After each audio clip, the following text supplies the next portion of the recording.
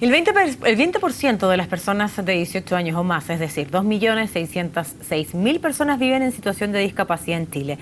Según el segundo Estudio Nacional de la Discapacidad, el sondeo que fue dado a conocer esta jornada reveló además que esta situación se relaciona estrechamente con el envejecimiento de las personas y también sus ingresos. Afecta en mayor proporción a las mujeres. Pero vamos a desmenuzar este estudio y vamos a conversar en detalle de esta radiografía. Nos acompaña el director nacional de la CENADIS, Daniel Concha. Un gusto recibirlo. Buenas tardes.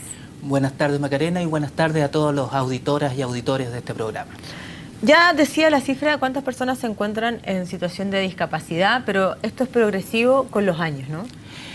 Sí, yo creo que lo más importante de este estudio, que es siendo el segundo, es el primero después de la Convención Internacional de los Derechos de las Personas con Discapacidad. Se hizo un primer estudio el año 2004, pero la convención data del 2006 y Chile ratifica esa convención el año 2008 y desde ese entonces, o sea, desde el 2004, se está esperando desde las organizaciones sociales de las personas con discapacidad este estudio que nos va a dar cifras más actualizadas de la prevalencia y caracterización de las personas en situación de discapacidad. Y lo más importante de este estudio, que es de acuerdo al enfoque de derecho, y esta misma convención nos dice a nosotros que la metodología tenía que ser participativa. Y así se hizo. Se hicieron diálogos ciudadanos durante todo el 2014, se levantaron desde las organizaciones sociales los temas que teníamos que preguntar, quedó un cuestionario bastante largo, la encuesta duraba en promedio 1 hora 20 minutos en tomarla, y también cuando el cuestionario es más largo, el análisis estadístico también es más complejo, por lo que se tomaron todos los tiempos para analizar esta base de datos. Esta encuesta es muy parecida al estudio CACEN y de hecho lo hicimos en colaboración con el equipo que elabora el estudio CACEN y básicamente se hizo en colaboración con la Organización Mundial de la Salud, el Banco Mundial, la Subsecretaría de Evaluación Social y el equipo de investigación del Servicio Nacional de Discapacidad.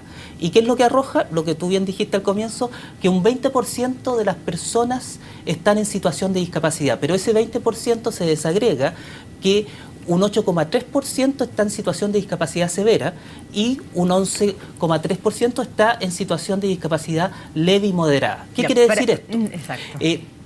Básicamente que lo que nosotros estamos enfocando, que lo que queremos medir son los apoyos y las ayudas que necesita la persona para que una persona en situación de discapacidad no sea totalmente dependiente. Entonces, cuando son leves, moderados, quiere decir que tiene ciertas ayudas o ciertos apoyos personales o apoyos técnicos que le permiten ser independiente.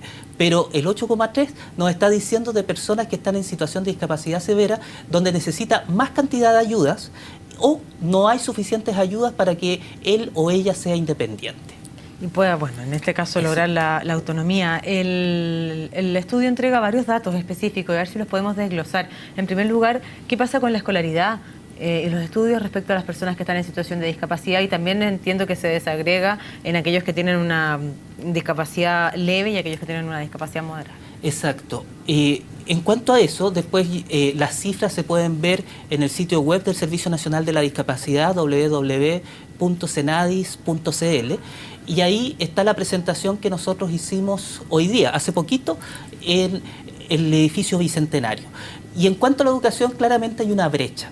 Las personas en situación de discapacidad, sobre todo severa, tienen promedios de años de estudio cercanos a los 7 años, pero también entre los 6 y los 7 años. Y las personas en situación de discapacidad leve y moderada tienen en promedio de años de estudios 8 años. A diferencia de las personas sin situación de discapacidad que tienen un promedio de años de estudio de 11 años. Esto es lo que declaran, porque es una encuesta que declaran de los años que ellos cursaron.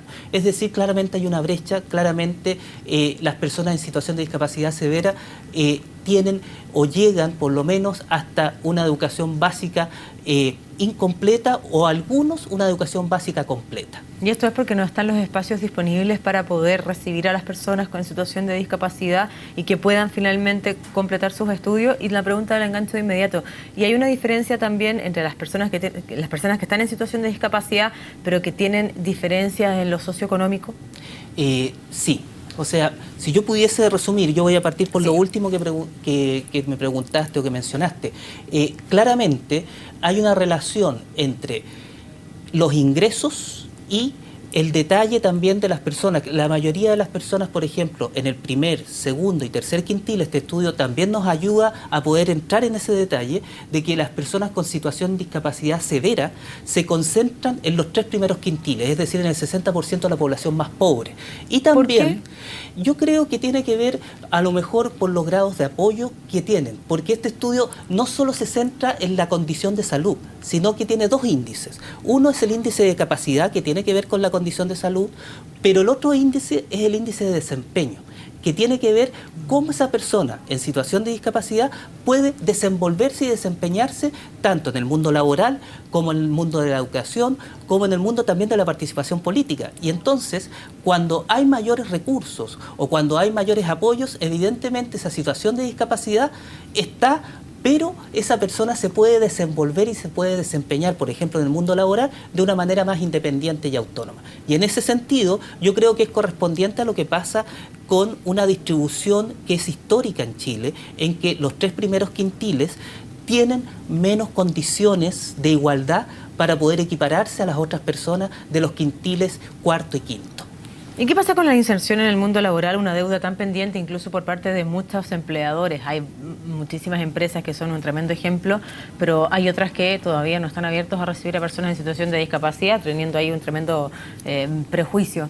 Pero, ¿qué pasa con la inserción en el mundo laboral? Una herramienta clave también para poder, ¿cierto?, dejar de lado las diferencias. En ese sentido, y en eso me acuerdo así bien de memoria, las personas en situación de discapacidad leve y moderada tienen un 51% de participación en el tema laboral. Quiere decir de que hay personas que están trabajando, pero las personas en situación de discapacidad severa, evidentemente ellos están en un 24% de participación laboral. La encuesta va a diferenciar 2 cosas. Una es la participación, que incluye ocupados y desocupados, y el otro es el porcentaje de ocupación, ya que es propiamente tal las personas que están trabajando en los últimos 12 meses. En ese sentido, evidentemente hay un desafío, pero la buena noticia es que desde el Ejecutivo estamos trabajando por una ley que incluye a las personas de manera laboralmente, pero que no es solo una ley de cuotas, sino que también está en estrecha colaboración y diálogo con el sector privado, de manera de ver esto como una inversión. Y yo aquí me voy a detener en 2 puntos. Yo creo que uno es la ley, que se puede tener una ley que obligue, que dé cuota, pero lo más importante es lo que está sucediendo y lo que estamos nosotros haciendo como servicio junto con las empresas. Tenemos lo que se llama el sello Chile Inclusivo, donde nosotros motivamos a las empresas que a través de 3 categorías, que es inclusión laboral en sus plantas de trabajo, accesibilidad universal en los edificios que ellos tengan, tanto sector público como sector privado, y también accesibilidad en los sitios web que ellos tengan.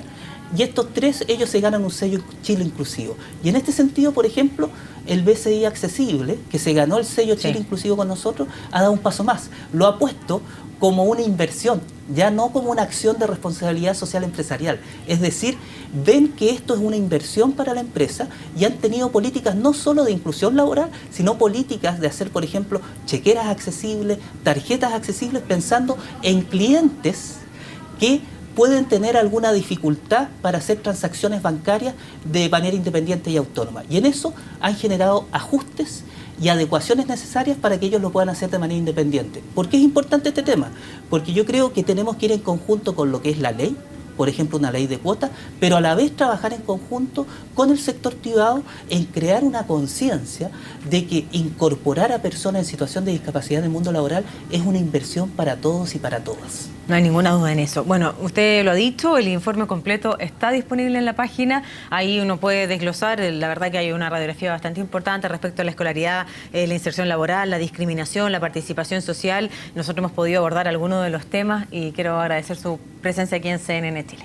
Muchas gracias y también felicitar a CNN porque se ganaron el premio por el programa Conciencia Inclusiva. Un gran aporte para generar más conciencia en la inclusión de las personas en situación de discapacidad. De todas maneras, vamos a transmitir el saludo a todo el equipo de Conciencia Inclusiva. Merecido premio además. Muchas gracias. Gracias.